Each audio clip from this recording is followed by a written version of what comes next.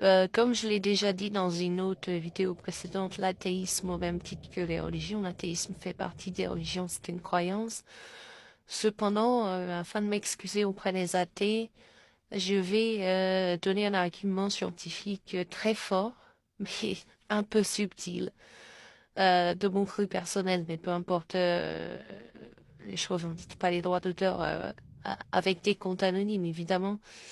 Mais je vais donner un argument qui démontre d'une manière, on peut le sophistiquer, mais après, il faut faire des maths un peu plus dures, et qui démontre en quelque sorte irréfutablement que nous sommes issus du hasard.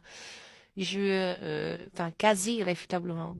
Après, on peut casser l'argument et je ferai une vidéo ultérieure pour démontrer comment on peut le casser, mais c'est pas du tout simple. Et d'ailleurs, il se casse qu'à partir du paradigme quantique, donc voilà, bref. L'argument est suivant. Vous savez, les logiciels, quels qu'ils soient, on va l'imaginer, même dans un monde futuriste, les logiciels qui réduisent la taille d'un fichier. Vous pouvez vous en prenez un quelconque et puis vous l'améliorer s'il n'est pas déjà amélioré lui-même. C'est-à-dire que vous réduisez une première fois la taille.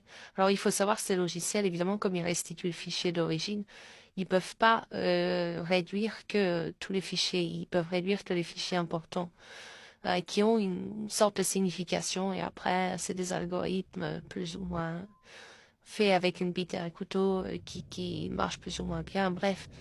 Vous réduisez une première fois, s'il a été réduit, s'il n'a pas gardé sa longueur ou s'il n'a pas augmenté, parce qu'il y en a forcément qui augmentent, évidemment, pour des raisons mathématiques évidentes, vous recommencez jusqu'à plus pouvoir réduire la taille. Vous obtenez donc un fichier réduit au maximum, et comme ajouter une marque du nombre de fois qu'on l'a réduit, c'est rien en termes d'augmentation de longueur, de toute façon, tous les algorithmes vont le faire. C'est-à-dire que si vous réduisez une première fois, comme c'est déjà prévu, la deuxième réduction va rien améliorer. Sinon, c'est que le logiciel serait mal fait. Ah, vous vous dites quel rapport ça? En fait, ce que ça a, c'est qu'avec quelques notions mathématiques, on obtient que les seules choses qu'on peut pas réduire, c'est évidemment les suites aléatoires de signes, qui veulent rien dire, qui n'ont pas de signification.